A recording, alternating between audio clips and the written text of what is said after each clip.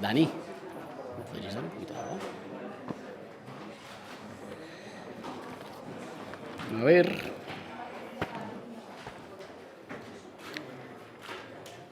¿Qué tal?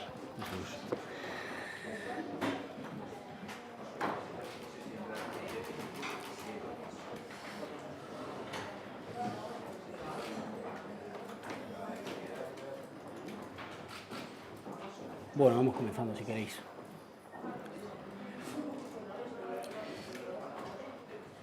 ¿Sí?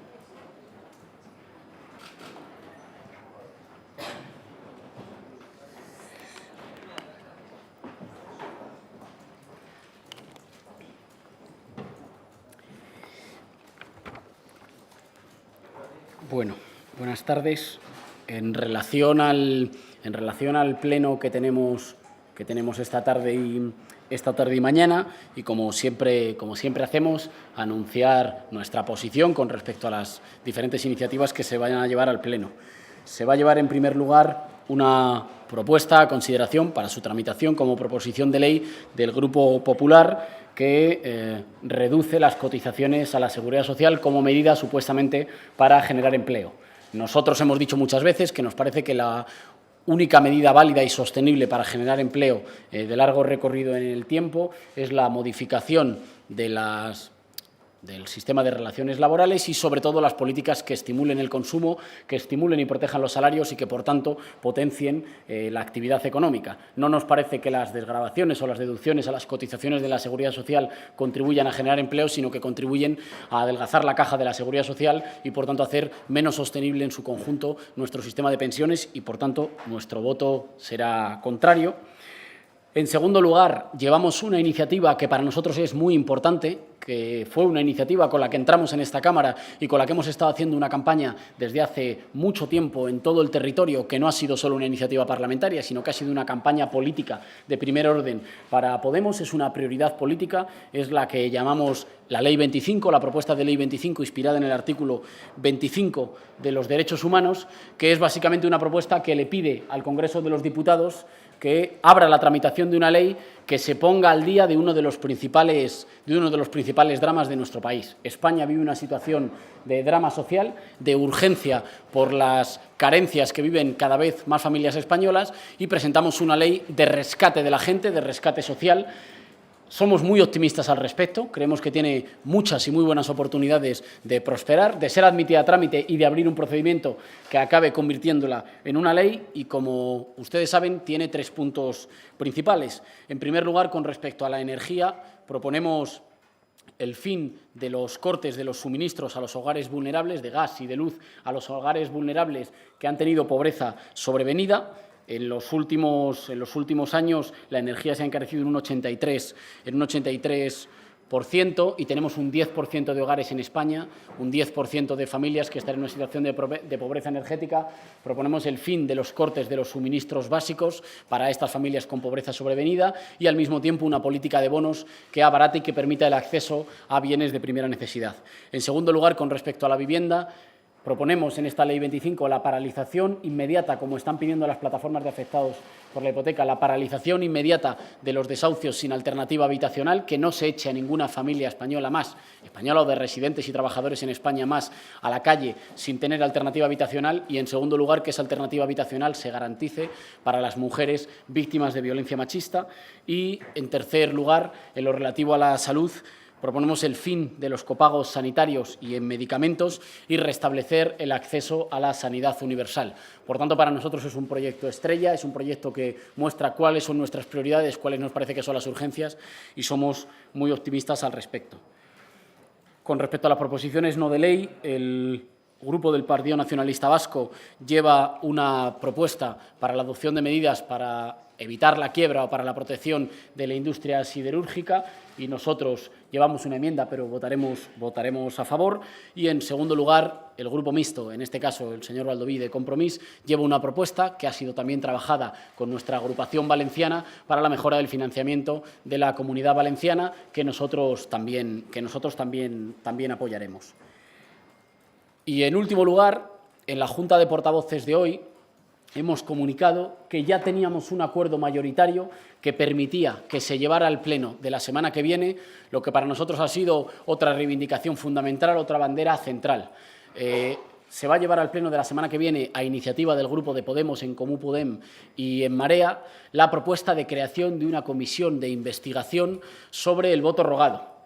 En España, en el año 2011, se hizo una reforma del voto en el exterior que hizo que el porcentaje de participación cayera, de los españoles residentes en el exterior, cayera de casi el 32% al 4,7%. Cayera drásticamente, en un 85% la participación.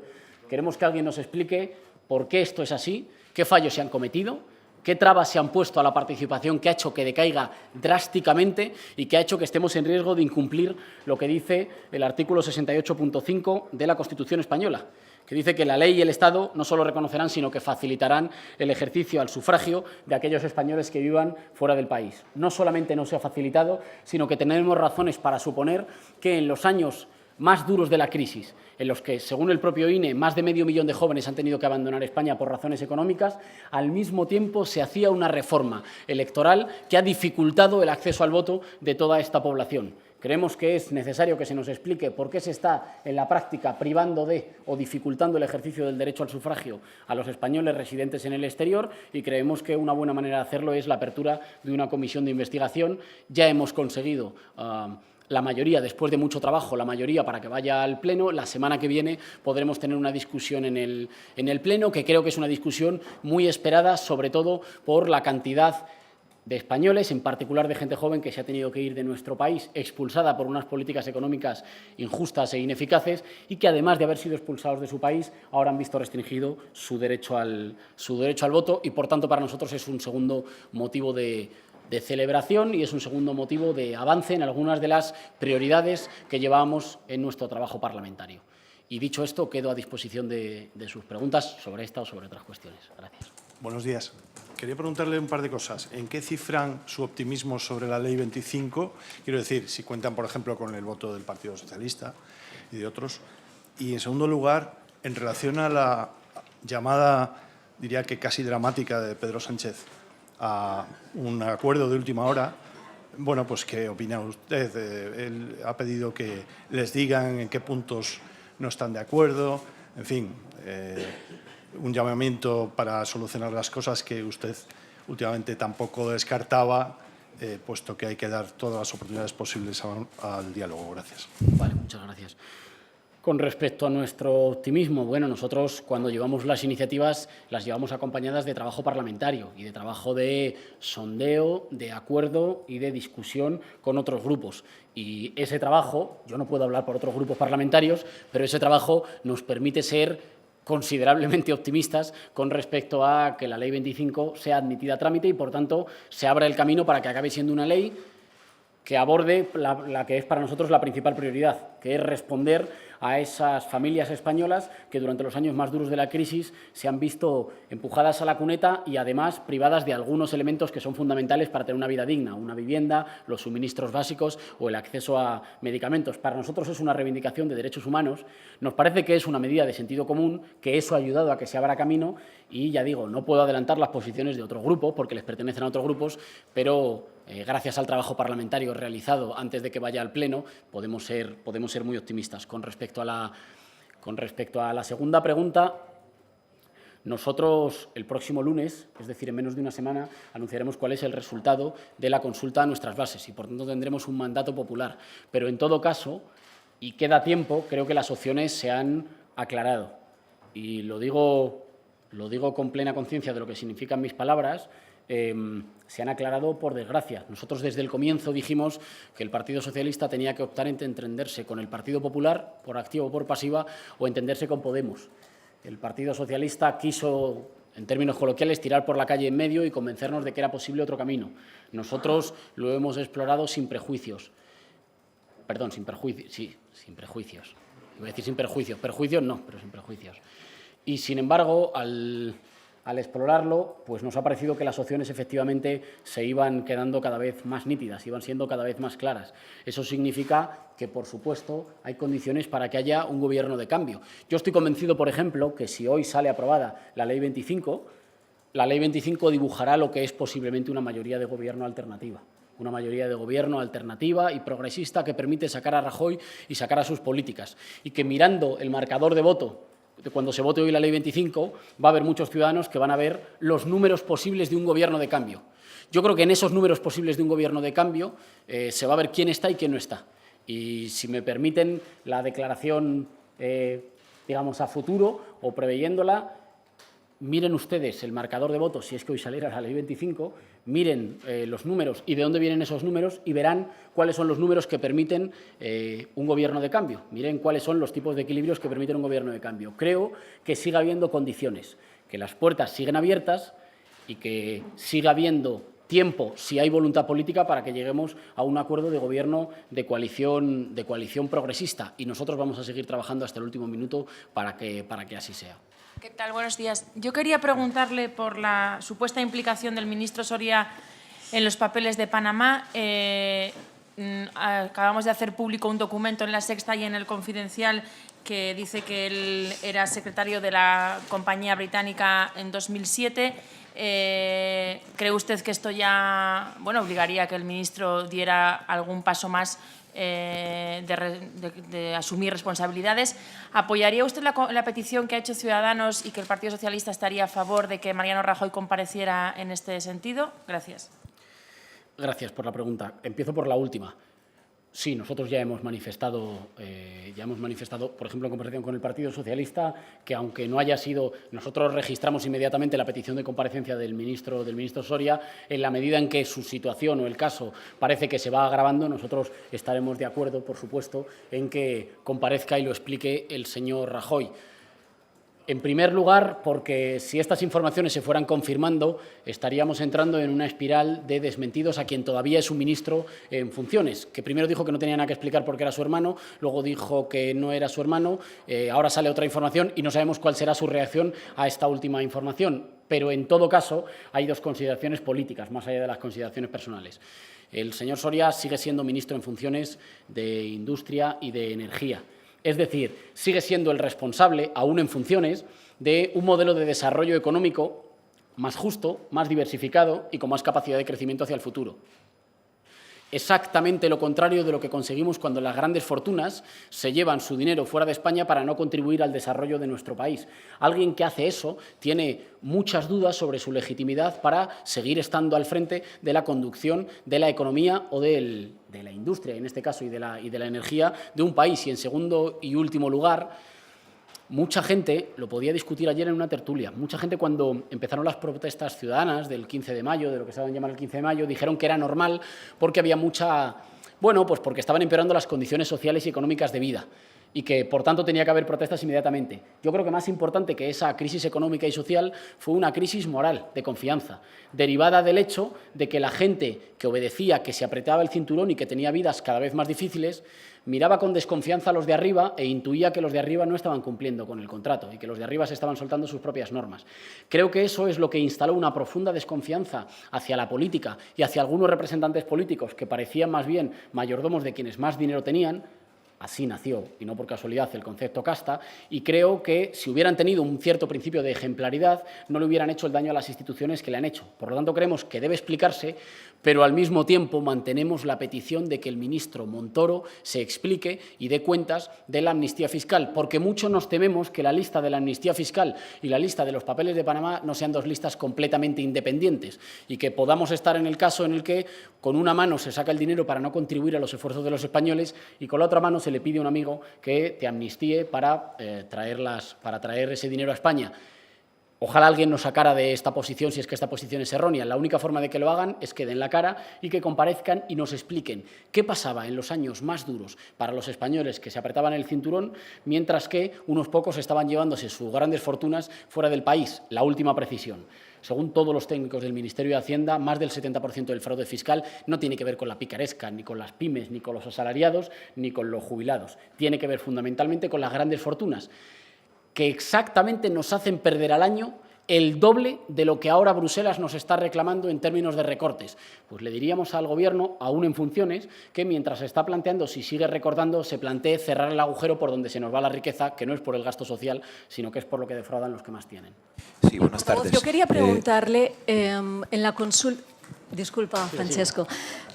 Quería preguntarle, en la consulta que van a realizar Podemos a sus bases esta misma semana, ¿por qué no se incluye la opción de una abstención para facilitar el gobierno de Pedro Sánchez? Quería preguntarle también si finalmente hay elecciones, si en Podemos va a haber primarias o si se va a ratificar las listas. Y en el caso de ratificación de listas, quería saber si serían exactamente igual, es decir, no solamente las personas, sino en el mismo orden, en las mismas ciudades. Y finalmente, en el caso de que hubiera elecciones, si usted va a dirigir la campaña de Podemos como ha venido haciendo hasta ahora o contaría con más personas en ese equipo. Gracias. Gracias. Gracias, Yolanda, por las preguntas. Con respecto a la primera, en todas las conversaciones con el Partido Socialista y Ciudadanos se nos manifestó siempre que el acuerdo Sánchez-Rivera era un acuerdo vigente que no iba a dejar de estarlo. Y, por tanto, que cualquier acuerdo o suma de otra fuerza política tenía que ser a partir del acuerdo Sánchez-Rivera, que a nosotros nos parece que era un acuerdo que alejaba al Partido Socialista de la posibilidad de entendimiento con nosotros. Es más, que Ciudadanos manifestó abiertamente que era para eso el acuerdo, para alejarle de nosotros y para buscar después al Partido Popular. Y, por tanto, la opción que estaba encima de la mesa era la opción de una suma o de un apoyo, con diferentes modalidades, al acuerdo Sánchez-Rivera. Por tanto, estamos sometiendo a nuestras bases lo que se nos ofreció como la posibilidad cierta de constitución de un gobierno, que era que nos sumáramos, que apoyáramos de una u otra forma, por activa o por pasiva, el acuerdo Sánchez-Rivera. La misma propuesta que nos trasladaron la trasladamos nosotros a nuestras bases. Lo hemos dicho en varias ocasiones, pero creo que no está de más repetirlo. Nos gustaría que otras formaciones políticas hicieran lo mismo y sometieran a sus bases también nuestras propuestas. Estamos sometiendo a la decisión de los inscritos en Podemos lo que se nos transmitió como la propuesta, el eje central que podía constituir un gobierno, que era a partir del acuerdo Sánchez-Rivera. Con respecto al resto de preguntas, diré en primer lugar que, y me parece muy importante, no estamos en campaña electoral. Es más, no es seguro que lleguemos a una campaña electoral. Hay condiciones para que haya gobierno del cambio. Mientras esas condiciones estén encima de la mesa, mientras que haya tiempo y haya números, todo el empeño de Podemos va a ser para ofrecer y ratificar que hay otra vía, que hay una vía alternativa, insisto, esa vía, por ejemplo, con la que aprobamos en el Parlamento la paralización del calendario de la LOMCE. Esa paralización del calendario de la LOMCE, el Partido Socialista no la aprobó con el apoyo de Ciudadanos, la apoyó con nuestro apoyo y con el apoyo de grupos catalanes y vascos. Hemos tenido diferentes votaciones en el Parlamento en el que se ha mostrado, en diferentes votaciones en el Pleno, que efectivamente hay una mayoría que, igual que permite aprobar leyes, permitiría constituir un gobierno. Nosotros, esa es nuestra vía y vamos a seguir en ese sentido. Por tanto, no hemos abordado la cuestión de las listas. Nosotros hicimos unas primarias que dejaron configuradas unas listas que a mí me parece que son unas buenas listas de integración y, además, unas listas muy competitivas, pero no hemos abordado la cuestión de las listas, no hemos abordado, por supuesto, la cuestión de las campañas electorales. Yo creo que nosotros hemos hecho buenas campañas electorales. Hemos hecho campañas electorales que han sido capaces de vencer o de sobrepasar el pesimismo que algunos habían querido instalar para desmotivar el voto del cambio. Creo que algunas de las cosas que hemos hecho bien hay que mejorarlas y profundizarlas y creo que evidentemente hay cosas que se pueden mejorar o que se pueden ampliar y en todo caso, aunque todas las campañas electorales han tenido un director de campaña, todas han tenido un equipo que ha discutido colectivamente, que ha hecho análisis y que ha puesto en marcha, digamos, esa humilde pero efectiva maquinaria de campaña. Pero, insisto, no hemos tenido ninguna de estas discusiones en la medida en que no estamos en campaña electoral, no estamos en pre-campaña electoral, como demuestran muchas de las votaciones en el Pleno, sigue habiendo números para un gobierno de cambio. Mientras siga habiendo números y tiempo, esa es la única prioridad. Sí, buenas tardes. ¿Qué tal? Buenas tardes. Le iba a preguntar, volvía a las negociaciones. Es verdad que el Partido Socialista ha rechazado hasta ahora la propuesta de Podemos de un gobierno de coalición. Pero puesto que ya estamos en un tiempo de descuento para tratar de llegar a un acuerdo, usted no quiere hablar de campaña electoral, pero quería saber si considera que Podemos en este tiempo, en estos meses de negociaciones, haya podido cometer algún tipo de error en la estrategia, en el diálogo con el Partido Socialista. En segundo lugar, pues no quiere hablar de campaña electoral, pero ayer Alberto Garzón, por ejemplo, ejemplo, puso algunas condiciones, algunas nuevas condiciones a Podemos sobre una hipotética colaboración electoral. Quería saber qué opina al respecto. Muchas gracias. Muchas gracias. Con respecto a la primera, es evidente que si un proceso de negociación o de intento de acuerdo no llega a buen puerto, es que las cosas no se han hecho del todo bien. Y es evidente que todo el mundo tendrá que revisar qué cosas ha hecho mejor y qué cosas ha hecho peor. Con todo, creo que el problema no ha sido tanto, digamos, de formas, de tiempos o de modos de hacer las propuestas o de sentarse o de cuándo sentarse, sino que ha sido un problema de definición política. Creo que el Partido Socialista o que Pedro Sánchez ha intentado honestamente, sigue intentando honestamente llegar a un acuerdo de gobierno, pero dentro de unos límites extraordinariamente rígidos que le fijaron en su partido, que eran unos límites que le condenaban a buscar algo prácticamente imposible, que era conseguir una suma sin acercarse al Partido Popular y con extraordinarias reticencias para acercarse a nosotros. Creo que esos dos límites rígidos han dificultado mucho la búsqueda de un acuerdo de gobierno. Y el problema ahí no ha sido de la forma en la que nos hayamos sentado o no sentado. Es una cuestión, digamos, de decisión política y de posibilidad política de buscar unos números u otros. Insisto en que el Partido Socialista tenía la opción de buscar algún tipo de entendimiento con el Partido Popular o de buscarlo con nosotros, y creo que le pusieron muy difícil esas dos vías. Y, por tanto, ha estado intentando, digamos, una tercera vía que se ha revelado extraordinariamente complicada tanto para los acuerdos de gobierno como los acuerdos programáticos. Se está dando una paradoja en estas semanas, que es que nosotros votamos mucho más y más a menudo con el Partido Socialista de lo que lo hace el Partido Socialista y Ciudadanos. A pesar de lo cual, el Partido Socialista sigue empeñado en que el acuerdo Sánchez-Rivera tiene que ser la base para cualquier acuerdo de gobierno. Esta tesis es una tesis que se está desmontando o se refuta cada vez que votamos en un pleno. Porque la mayoría que está sacando adelante muchas de las propuestas, me remito a la de la LOMCE, pero ha habido muchas más y seguramente haya más, la mayoría con la que está saliendo adelante no está siendo ese acuerdo, está siendo una mayoría diferente. ¿Cuál? La que hemos dicho nosotros desde el principio que podía favorecer un gobierno de cambio. Una mayoría del Partido Socialista, con Podemos, En Comú Podem, con En Marea, con Compromís, con Izquierda Unida y algunos componentes del Grupo Mixto, con la abstención o apoyo, según casos, de los grupos catalanes y vascos. Esta mayoría, que según el PSOE no daba para los números, que según el Partido Socialista no daba para permitir un gobierno, es, sin embargo, la que está permitiendo que salgan adelante muchas incluso de las propias propuestas del Partido Socialista. Y, por tanto, nosotros hacemos un llamamiento con todo el respeto a la reflexión. Si esa mayoría da para sacar las leyes más importantes que está proponiendo el PSOE y nosotros, esa mayoría debería dar para una legislatura y para un gobierno. Con respecto a las declaraciones de diferentes dirigentes de Izquierda Unida, bueno, dos precisiones. En primer lugar, Izquierda Unida parece que tiene un proceso interno, tiene una discusión interna en la que deberá decidir, si hubiera elecciones, cómo acude y en qué fórmula acude a las elecciones. No nos metemos en ese proceso, le corresponde a los órganos de Izquierda Unida y, por tanto, digamos, no vamos un paso más allá, lo tendrán que discutir ellos.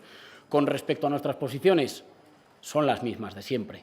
En el cambio caben muchas más personas y en las listas del cambio caben muchas más personas, pero no se configura una mayoría nueva amontonando siglas. Ese nunca ha sido el camino, ese no ha sido el camino para los 5 millones de votos, el 21%, ese no es el camino para seguir ampliando esa brecha que puede acercarnos más o contribuir más a dar pasos para una mayoría popular nueva en España, que viene, insisto, de haber votado cosas muy diferentes. Eso no significa excluir a nadie. Hay muchos activos muy valiosos, también en Izquierda Unida, por supuesto, que podrían fortalecer las listas del cambio, pero la hoja de ruta sigue siendo la misma. Hay españoles que han votado cosas muy diferentes que hoy están de acuerdo en ideas de sentido común, por ejemplo, que están de acuerdo con la Ley 25 que vamos a llevar hoy al Pleno y que han votado cosas muy diferentes. A todos ellos les tenemos que seguir tendiendo la mano. Esa es la hoja de ruta, pero esa hoja de ruta no impide sumar a muchos más que puedan fortalecer, por supuesto, las listas del cambio. Sí, señor Errejón, dice Pedro Sánchez... Dejamos un par, si os parece, que me dicen que llevamos bastante.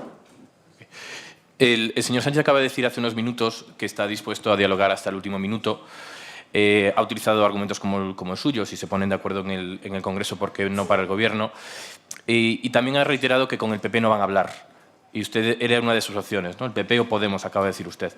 También ha dicho que si ustedes no ceden y no aceptan a Ciudadanos, podrían estarle dando una segunda oportunidad a Mariano Rajoy en unas elecciones en las que sacara mejor resultado. Querría saber qué le parecen esas esas declaraciones. En segundo lugar, dice usted que el PSOE ha puesto a Pedro Sánchez extraordinarias reticencias para acercarse a ustedes, pero solo le ha puesto dos, el PP y los nacionalistas. No sé a qué reticencias se refiere. Y en tercer lugar, se ha abierto esta semana un debate sobre reducir los gastos en la campaña electoral que viene. Sé que usted no quiere hablar de campaña, pero es inevitable. ¿Estaría Podemos dispuesto a reducir en mítines, en publicidad, en carteles, en algo? Gracias. Muchas gracias. Con respecto a la primera, los límites que le puso el Partido Socialista a Pedro Sánchez para buscar un posible acuerdo de gobierno tenía que ver con impedirle o con dificultarle llegar a acuerdos con fuerzas con las que se entiende con toda normalidad en ayuntamientos o en comunidades autónomas. El Partido Socialista, por ejemplo, gobierna muchos ayuntamientos del País Vasco con el Partido Nacionalista Vasco, que es una fuerza que tendría la propiedad extraña de ser un socio válido para los ayuntamientos o incluso para las instituciones vascas, pero convertirse inmediatamente en un socio no válido para las instituciones españolas. Gobierna también y ha gobernado y tiene acuerdos de gobierno con diferentes fuerzas catalanas en Cataluña, en ayuntamientos, y las ha tenido tradicionalmente en el Parlamento de Cataluña. Pero, sin embargo, una abstención de estas fuerzas sería algo intransitable. Y, sin embargo, pese, insisto, a la evidencia empírica según la cual la mayor parte de las leyes las sacamos el Partido Socialista y nosotros con apoyos de otras fuerzas menores, pese a esa evidencia empírica, seguiría transitando una vía que ya hemos transitado durante mucho tiempo, que es la vía del acuerdo Sánchez-Rivera, que fue al Congreso, que recibió 131 apoyos y que es claro que no puede ser la base, o que es muy difícil que sea la base de un nuevo acuerdo. Ahora bien, me parece bien las llamadas a que sigan las puertas abiertas, a que sigamos explorando el diálogo, pero creo que hay una base más sólida para la conformación de gobierno, esa misma base que está sacando las leyes adelante en el Parlamento. Con respecto a la última pregunta, la de reducir gastos, como ustedes saben, las campañas de Podemos se financian gracias a los microcréditos que aporta la gente, con unas medias extraordinariamente bajas. La última campaña, creo recordar, que nos costó en torno a 2,2 millones de euros. La de Ciudadanos, estoy citando de memoria, creo que fueron 4 millones. La del Partido Socialista creo que fueron 9 y el Partido Popular decidió que las facilitaba después. Luego dijo, en el momento no las facilitó, luego dijo que 12. Nosotros nos financiamos exclusivamente con las aportaciones de la gente. Invitamos al resto de partidos a hacerlo, básicamente porque después un partido es más libre para tomar decisiones y no le debe favores a ningún señor poderoso. Nuestras campañas han sido siempre las más austeras y, si me permiten, no solo las más austeras, sino las más eficientes. Si uno hace una ratio entre recursos y votos, claramente aprovechamos mejor los recursos y le ahorramos más dinero al contribuyente. Así que bienvenidas sean. Lo más importante de las campañas, que está en las comparecencias, las discusiones, el dar explicaciones o el hacer actos de calle, no cuestan muchísimo dinero. Lo que más cuesta es esas cosas a las que nosotros no accedemos y que acceden los grandes partidos y que, a tenor de los últimos resultados, no les salen excesivamente rentables. Así que me parece bien que, digamos, que tomen nota de que se pueden hacer campañas más austeras y más eficaces. Sí, señora Rejón. Por favor. Gracias. Quería volver al tema de la confluencia con Izquierda Unida. Quería saber si hay unanimidad en Podemos con la postura que acaba de trasladar, de que mantiene la hoja de ruta de la transversalidad, porque hay algunos cargos públicos, algunas personas en Podemos que han manifestado que se podría explorar otro tipo de alianza con Izquierda Unida. No sé si se va a abrir este debate en la formación. Gracias. Casi nunca hay unanimidad en Podemos sobre casi ninguna cosa. Y eso es maravilloso y ojalá se mantenga. Eso significa que cuando se aborde la discusión seguramente habrá muchas posiciones, pero no estoy diciendo nada diferente de lo que ya fue nuestro horizonte de cara a las elecciones del 20 de diciembre, que fue mantener la transversalidad como hoja de ruta sin que eso impida en absoluto explorar la posibilidad de fortalecer en algunos territorios las listas del cambio. Creo que así lo hicimos en muchos territorios, así lo hicimos en Galicia, así lo hicimos en el País Valenciano y así lo hicimos en Cataluña, y creo que los resultados han sido muy buenos en los 3 lugares donde lo hicimos y que, por tanto, habría que mantenerlo. ¿Eso se puede ampliar con otros actores? Es una opción perfectamente explorable. Ahora bien, siempre dentro de esas dos ideas. Por una parte, no es la suma de siglas la que construye el cambio, sino que es la capacidad de interpelar, de tender la mano y de seducir a mucha gente diferente que viene de votar cosas diferentes. Y en segundo lugar, nosotros vamos a seguir, construyendo el proyecto Podemos, y en ese camino nos podemos encontrar con muchos otros actores. Eso nosotros ya lo intentamos para el 20 de diciembre, no fue posible, pero son dos cosas perfectamente compatibles. invitar a otros actores y a otras personas a sumarse y a fortalecer las listas del cambio y, al mismo tiempo, defender como una seña de identidad la transversalidad y la mejor herencia y la mejor enseñanza del 15M, que era que la España real se describe mucho mejor con la metáfora arriba-abajo que con la metáfora izquierda-derecha.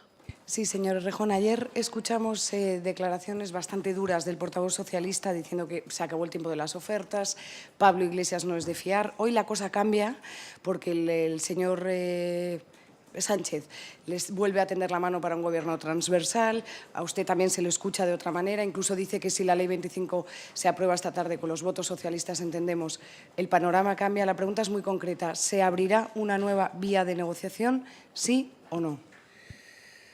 Muchas gracias. Solo una matización. Lo que digo con respecto a la Ley 25 es que, a lo mejor, si sale aprobada para que se inicie el trámite de la Ley 25, los votos y los grupos con los que salga aprobada están dibujando la posibilidad real de un gobierno de cambio y que es muy importante fijarse en cuáles van a ser esos grupos y esos votos, porque ese va a ser el dibujo del posible gobierno de cambio. Solo digo que será una evidencia más que sigue insistiendo en el hecho de que efectivamente hay un camino para construir un gobierno de cambio.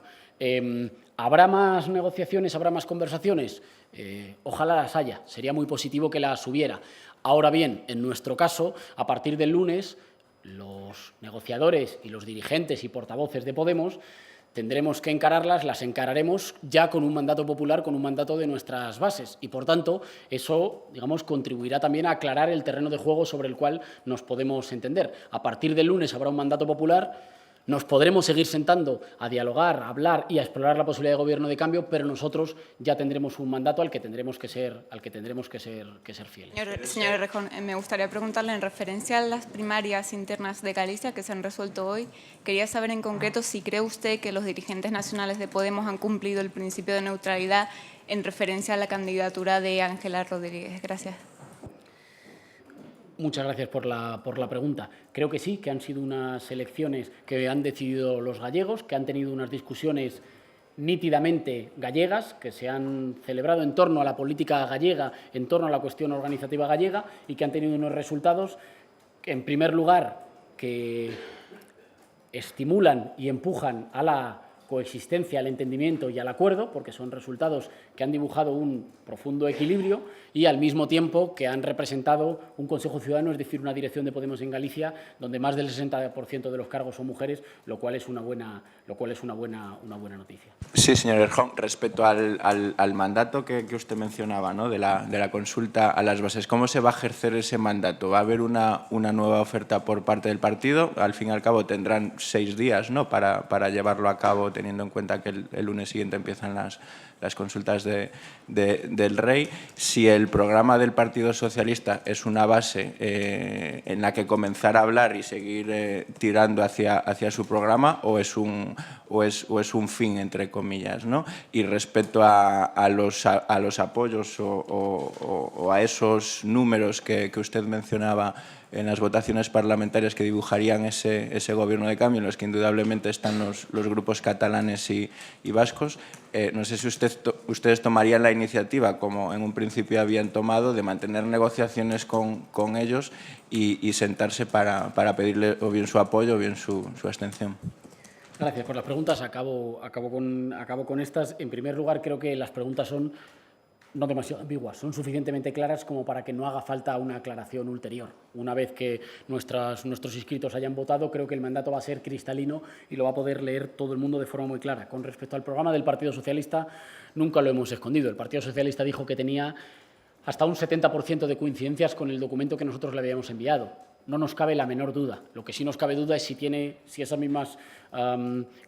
mismas coincidencias las comparte Ciudadanos. El programa del Partido Socialista es, lo hemos dicho muchas veces, un punto sobre el cual es más sencillo entenderse. Nosotros querríamos modificar cosas y ser un poquito más ambiciosos en las transformaciones sociales y democráticas, pero claramente es un buen punto de partida, lo hemos dicho muchas veces. Y con respecto a la iniciativa, a nadie se le escapa que para que haya un posible gobierno de cambio que debería presidir Pedro Sánchez, la pieza clave es el Partido Socialista y, por tanto, nosotros podemos tomar la iniciativa, pero lo fundamental es que el Partido Socialista no se cierre a explorar esta vía. Si el Partido Socialista se abre a explorar esa vía, va a haber un gobierno de cambio en España.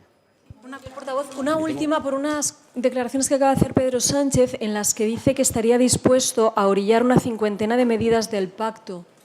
¿Estarían ustedes dispuestos a tratar de buscar una nueva vía para que no vayan pasando los días y nos encontremos con las elecciones? No las conozco, y porque creo que se han producido mientras estaba hablando yo, y las tendría que revisar. No me pronuncio sobre declaraciones que no conozco.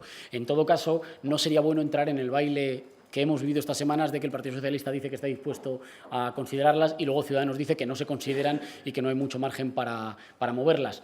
El problema fundamental es que el Partido Socialista tiene que decidirse, tiene que no cerrar la puerta a esa posibilidad de que, insisto, la misma mayoría parlamentaria que permitió sacar adelante la paralización del calendario de la LOMCE pueda alumbrar un gobierno. Si no se cierra, hay condiciones. Bueno, muchas gracias.